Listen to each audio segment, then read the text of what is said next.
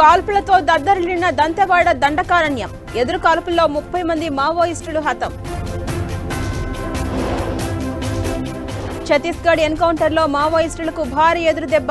అగ్రనేత నంబాల కేశవరావు మృతి చెందినట్టు అనుమానం. కర్ణాటక నుంచి ఏపీకి 6 కుంకి ఏనుగులు. ఏపీ డిప్యూటీ సీఎం సమక్షంలో అప్పగింత. జూన్ 21న 5 లక్షల మందితో యోగా డే నిర్వహణ. ప్రపంచ రికార్డే లక్ష్యమన్న ఏపీ సీఎం చంద్రబాబు. ట్రంప్ చెబితే కేంద్రం కాల్పుల విరమణ చేసింది. పాక్ బుద్ధి చెప్పడంలో ప్రధాని వెనకడుగు వేశారన్న సీఎం రేవంత్.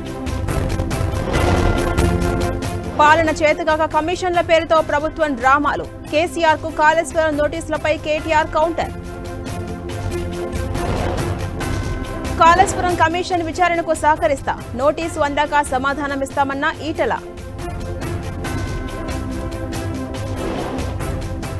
లిక్కర్ స్కామ్ లో సిట్ పిటిషన్ పై విచారణ వాయిదా. కేసిరెడ్డి ధనంజయ రెడ్డిని కస్టడీకి ఇవ్వాలని వినతి. షేర్ హోల్డర్స్ ను మోసం చేసి 142 కోట్లు వాడుకున్నారు. నేషనల్ హెరాల్డ్ కేసులో సోనియా రాహుల్ పై ఈడీ ఆరోపణలు.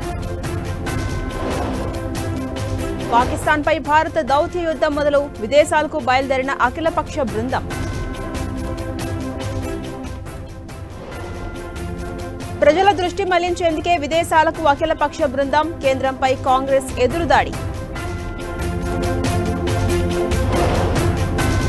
ఉత్తరాఖండ్లో ఈదురు గాలులతో జోరు వాన. జలమయమైన రహదారులు.